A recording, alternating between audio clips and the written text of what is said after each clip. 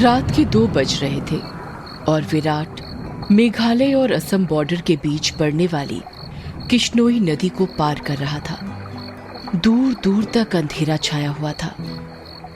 एक गहरे सन्नाटे ने किश्नोई नदी को घेर कर रखा हुआ था और उसी नदी के ऊपर काले बादल मंडरा रहे थे, जिन्हें देखकर ऐसा लग रहा था कि किसी भी पल वो बरसने वाले हैं। नदी में घुटनों तक पानी था जो धीमी रफ्तार के साथ बहे जा रहा था। विराट के एक हाथ में मोबाइल का टॉर्च था तो दूसरे हाथ में साइकिल का हैंडल। विराट पैदल पैदल मोबाइल के टॉर्च की रोशनी के सहारे नदी पार कर ही रहा था कि तभी उसका मोबाइल बजने लग जाता है। विराट फोन उठाते हुए कहता है, हाँ वन्ना बोलो। मोबाइल के अंदर से एक औरत की आवाज सुनाई देती है। कहाँ तक पहुंचे आप जी? किश्नोई नदी तक पहुंच गया हूं वन्ना, बस ये किश्नोई नदी पार की और फिर मैं सीधे तुम्हारे पास। वन्ना की घबराते हुए आवाज सुनाई देती है। क्या कहा? किश्नोई नदी पार कर रहे हो आप? और नहीं तो क्या, अब तुम्हें तो पता ही है कि बंगला मुडा गांव से रोगंका मुचा गांव जाने का एकमात्र यही रास्ता है और वो भी नदी पार करके जाना पड़ता है। आपको इतनी रात में वापस नहीं आना चाहिए था, ग्रेवयार्ड कोठी में ही रुक जाना चाहिए था। आपको पता है ना नदी के पास वो घूमती है। विराट हैरानी के साथ पूछता है, वो घूमती है मतलब? आपको सब पता है पर फिर भी आप जानबूझकर ऐसा बोल रहे हैं ना? माँ जी ने बताया था ना कि नदी पार करते वक्त उसका नाम नहीं लेना चाहिए वरना वो सच में आ जाती है। वंदना, तुम भी ना कहाँ माँ की बातों में आ गई। लगता है माँ ने तुम्हें भी यक्षिणी की कहानी। विराट अपनी बात पूरी करता उससे पहले ही वंदना घबराते हुए कहती है, श्श, चुप हो जाओ जी। हे काली माँ, मेरे पति की रक्षा करना और अनजाने में इनसे जो अनर्थ हुआ है उसके लिए माफ कर देना। अब ये कभी उसका नाम नहीं लेंगे। विराट हंसते हुए कहता है, क्या वंदना, तुम भी ना, ये यक्षिणी वक्षिणी कुछ नहीं होती, समझी तुम? ये सब बस मनगढ़ंत बातें हैं जो गांव वालों ने बनाई है और कुछ नहीं। आप नहीं मानते तो मत मानिए, पर मैं तो मानती हूँ।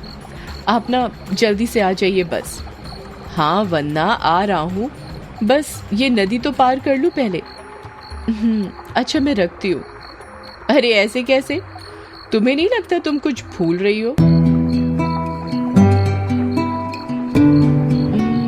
मैं भूल रही हूँ? क्या भूल रही हूँ? यक्षिणी के बारे में याद रख सकती हो, लेकिन ये याद नहीं रख सकती कि आज हमारी शादी की सालगिरह है। गलती हो गई जी, माफ कीजिएगा। आपकी फिक्र में तो मैं भूल ही गई थी। विराट मुंह बनाते हुए कहता है, अब भूल गई थी तो उसकी सजा तो मिलेगी तुम्हें। सजा के लिए तैयार रहना। वन्ना प्यार से पूछती है, अच्छा तो क्या सजा देंगे आप? तुम्हारी सजा ये है कि तुम्हें आज रात भर जागना पड़ेगा। वन्ना शर्मा जाती है और शर्माते हुए कहती है, आप भी ना कैसी कैसी बातें करते हैं आप। अरे अपनी पत्नी से ऐसी बातें नहीं करूंगा तो किससे करूंगा? ठीक है, आ जाइए, मैं इंतजार कर रही हूँ आपका, जल्दी आना। वन्ना फोन कट कर देती है और विराट वापस से नदी पार करने लग जाता है।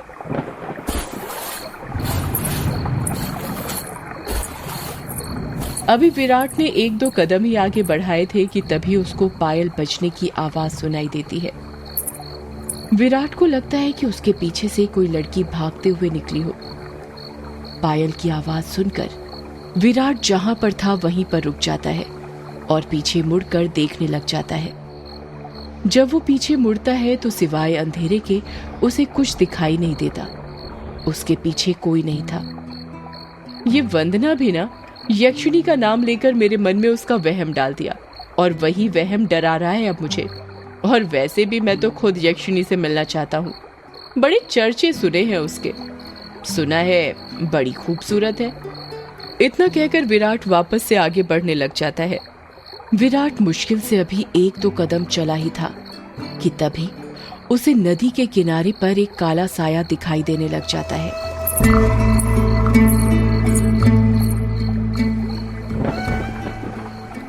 काले साए को देखकर विराट के कदम अपने आप थम जाते हैं। साए को देखकर ऐसा लग रहा था कि जैसे वो विराट का ही इंतजार कर रहा था।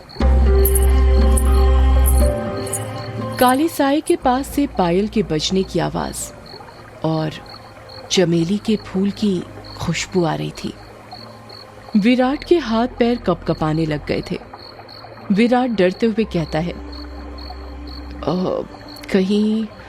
कहीं वंदना की बात सच तो नहीं थी? ये यक्षिणी तो नहीं? विराट उस साए को देखकर इतना डर गया था कि उसका पूरा चेहरा पसीने से लथपथ हो गया था। विराट के हाथ पैर ठंडे पड़ गए थे। उसका दिल जोरों से धड़कने लग गया था। उसकी समझ में नहीं आ रहा था कि वो क्या करे। विराट डरते हुए कहता है, कौन है वहां पर? कोई जवाब नहीं आता है। सन्नाटा अभी भी छाया हुआ था। विराट अपने मोबाइल का टॉर्च उस काले साए पर मारने लग जाता है। जब उस टॉर्च की रोशनी उस काले साए पर पड़ती है तो विराट देखता है कि वो साया किसी और का नहीं बल्कि एक लड़की का था। नदी के किनारे पर एक बहुत ही खूबसूरत लड़की खड़ी थी, जिसकी उम्र करीब 24 साल और लंबाई 5 फीट 2 इंच थी। उसकी लंबी सी गर्दन, गुलाबी से होंठ, बाल खुले हुए जो उसकी कमर तक आते थे, उसका गोरा बदन और उसी गोरे बदन पर उसने काली साड़ी पहन रखी थी। वो लड़की किसी अप्सरा से कम नहीं लग रही थी। वो इतनी खूबसूरत थी कि कोई भी मर्द उसका रूप देखकर अपनी हदों को भूलकर उसकी बाहों में मदहोश होना चाहे। वो लड़की अपने हाथ से विराट को इशारा करते हुए अपने पास बुलाती है। उस लड़की को देखकर विराट भूल गया था कि यक्षिणी जैसी कोई चीज भी होती है। विराट अपनी साइकिल को वहीं पर छोड़ देता है और जल्दी जल्दी उस लड़की के पास जाने लग जाता है, जैसे उसके बदन में कोई आग लग गई हो। विराट उस लड़की के पास जाकर उससे धीरे से पूछता है, कौन हो तुम और यहाँ पर क्या कर रही हो?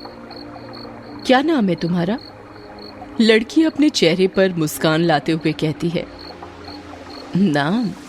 नाम में क्या रखा है? जो रखा है काम में रखा है। कैसा काम? लड़की विराट की आंखों में देखते हुए कहती है, वही काम जो तुम घर पर जाकर अपनी पत्नी के साथ करने वाले थे। तुम उसे आज रात भर जगाना चाहते थे ना? क्या तुम मुझे नहीं जगाओगे? उस लड़की की आंखों में एक नशा सा था, जिसे देखकर विराट सब कुछ भूल गया था। ऐसा लग रहा था जैसे वो उसके वश में आ गया हो। विराट भी उस लड़की की आंखों में देखते हुए कहता है, हाँ क्यों नहीं, मैं तुम्हें आज रात क्या कल परसों नरसों हमेशा जगा कर रखूंगा, कभी नहीं सोने दूंगा तुम्हें। इतना कहते ही विराट उस लड़की को अपने सीने से सटा लेता है और अगले ही पल दोनों नदी की रेत पर निर्वस्त्र पड़े हुए थे। दोनों के जिस्मों की गर्मी से रेत उनके शरीर पर चिपक गई थी। उस लड़की के बदन में से चमेली के फूलों की खुशबू आ रही थी। लड़की नीचे थी और विराट उसके ऊपर। विराट के माथे की पसीने की बूंद ये साफ जाहिर कर रही थी कि वो थक चुका था और उसके बदन की सारी ताकत खत्म होने वाली थी। पर उस लड़की का चेहरा देखकर ऐसा लग रहा था जैसे अभी कुछ हुआ ही नहीं था। उसके अंदर की प्यास अभी नहीं बुझी थी।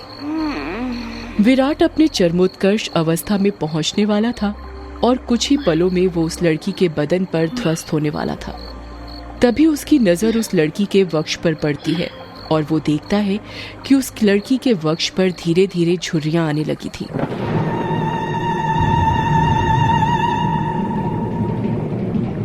उसके हाथ पैरों की नसें बाहर निकलने लगी थी। उसके बाल काले से सफेद होने लगे थे। देखते ही देखते वो लड़की अचानक से बूढ़ी औरत में तब्दील हो जाती है। ये सब देखकर विराट की आंखें फटी की फटी रह गई थी। उसका गर्म बदन अचानक से ठंडा पड़ गया था। विराट कांपते हुए कहता है, कौन हो तुम?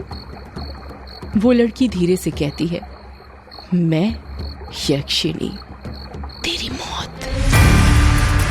ये सुनकर विराट के रोंगटे खड़े हो जाते हैं और वो झट से उससे दूर हटने लगता है। पर उसी वक्त यक्षिणी उसे अपने दोनों हाथों से पकड़ लेती है और कहती है, अभी कहाँ जा रहे हो प्रियतम? मेरी प्यास अभी बुझी नहीं है। तुम तो मुझे कल, परसों, नरसों हमेशा तक जगाना चाहते थे ना?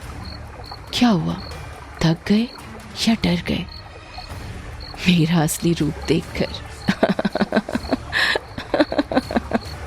विराट उसका खौफनाक चेहरा देखकर इतना डर गया था कि कुछ नहीं बोल पा रहा था। उसको यक्षिणी की आंखों में खुद की मौत नजर आ रही थी। यक्षिणी गुस्से में कहती है, वासना की प्यास में तू ये भूल गया कमीने कि तेरी पत्नी वंदना तेरा घर पर इंतजार कर रही है और तू यहाँ पर मेरे साथ? तुम मर्द कभी एक स्त्री से प्यार कर ही नहीं सकते। तुम्हारी हवस कभी खत्म नहीं होने वाली। इतना कहकर यक्षिणी अपना हाथ विराट के सीने पर रख देती है। यक्षिणी के लंबे लंबे काले नाखून थे जो चाकू की तरह पहने थे। विराट डरते हुए कहता है, नहीं नहीं, ऐसा मत करो, जाने दो मुझे। जाने ही तो दे रही हूँ, भोली भेंटोला, भोली भेंटोला। इतना कहकर यक्षिणी अपना हाथ विराट के सीने के अंदर घुसा देती है और उसी वक्त जोर से काले बादल गरजने लगते हैं और बारिश होने लगती है। विराट के शरीर का खून नाखूनों के सहारे यक्षिणी के शरीर में जाने लगता है। जैसे जैसे खून यक्षिणी के शरीर के अंदर जा रहा था, वो वापस से जवान होती जा रही थी। यक्षिणी वापस से अपने पुराने रूप में आ गई थी और विराट का शरीर सूखकर सफेद पड़ गया था। उसके अंदर खून की एक बूंद तक नहीं थी, पर उसकी धड़कनें अभी भी चल रही थी। यक्षिणी अपना मुंह विराट के कान के पास ले जाती है और फुसफुसाते हुए कहती है, राम रो न राम रो, राम रो न राम रो। इतना कहकर यक्षिणी अपना खून से सना हाथ विराट के सीने से बाहर निकालने लग जाती है। जैसे ही यक्षिणी अपना हाथ विराट के सीने से बाहर निकालती है, विराट अपना दम तोड़ देता है, क्योंकि यक्षिणी के हाथ में विराट का दिल था जो सिकुड़ चुका था। अगले ही पल यक्षिणी विराट का दिल लेकर गायब हो जाती है, ठीक उस तरह जिस तरह बारिश की बूंदें होती हैं।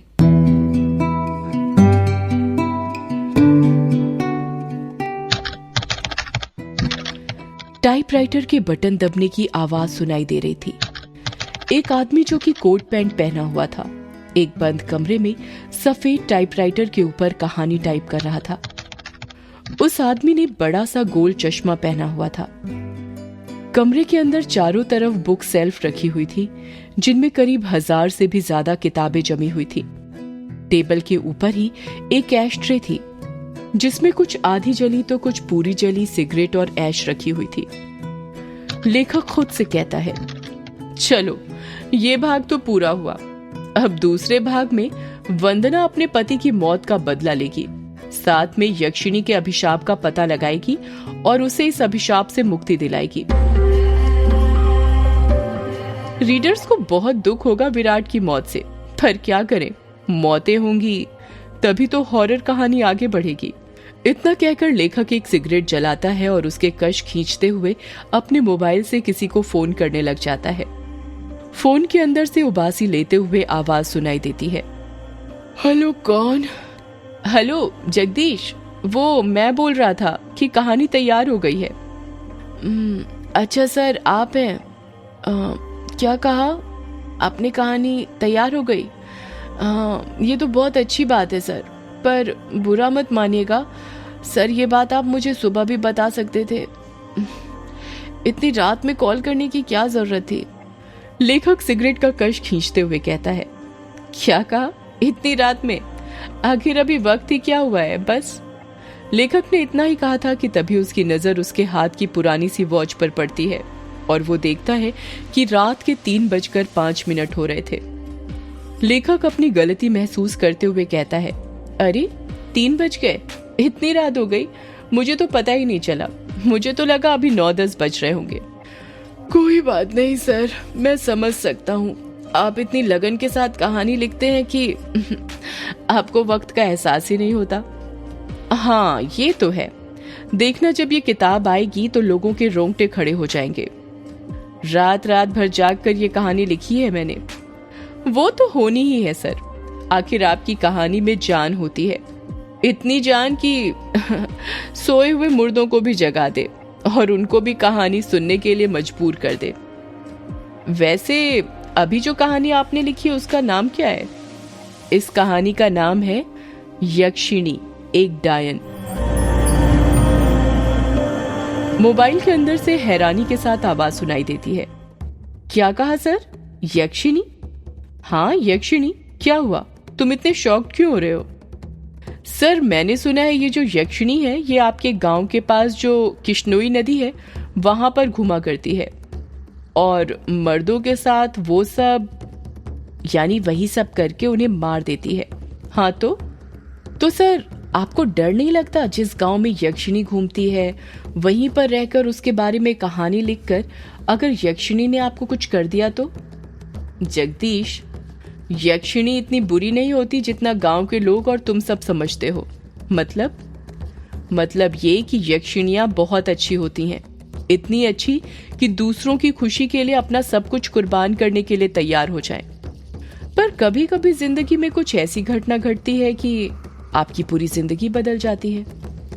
कैसी घटना सर? मैं कुछ समझा नहीं। पौराणिक मान्यताओं के अनुसार हमारे ब्रह्मांड में अनेक लोक हैं जिसमें देवी देवताओं, सुर असुर, राक्षसों का वास होता है। इन सभी लोकों की दूरी पृथ्वी से अलग अलग है। कहा जाता है कि इन सभी लोकों में विष्णु लोक सबसे ऊपर है और सबसे निचला लोक यक्ष, यक्षिणियों और अप्सराओं का है जो पृथ्वी से सबसे नजदीक हैं। जो लोग पृथ्वी के सबसे नजदीक हैं उस लोक के देवी देवताओं की पूजा करने से वो देवी देवता जल्दी प्रसन्न होते हैं। जगदीश बीच में ही बोल पड़ता है। ऐसा क्यों सर? उस लोक के देवी देवता इतनी जल्दी प्रसन्न क्यों होते हैं? क्योंकि लगातार ठीक दिशा और समय पर किसी मंत्र की साधना करने से उन देवी देवताओं तक तरंगे जल्दी पहुंचती हैं। यक्ष, यक्षिणियों के लोक में से ही एक यक्षिणी द्वापर युग के अंत में पृथ्वी पर आई थी जिसको एक अभिशाप मिला था। एक ऐसा अभिशाप जिसने उसकी जिंदगी बदल दी थी। कैसा अभिशाप सर? आप किस अभिशाप की बात कर रहे हैं और उसे ये अभिशाप? यहाँ बस इतना ही। आगे की कहानी जानने के लिए सब्सक्राइब करें पॉकेट एफएम थ्रिलर चैनल को और बेल आइकन क्लिक करके अगले एपिसोड का नोटिफिकेशन पाएं। लेकिन आप सारे एपिसोड्स अभी सुनना चाहते हैं तो डाउनलोड करें हमारा pocket FM app. Link description में है, जहां आप पाएंगे इस शो के सारे एपिसोड्स और साथ ही इसके जैसे और भी बेहतरीन शोज। तो देर किस बात की, अभी डाउनलोड करें पॉकेट एफएम ऐप।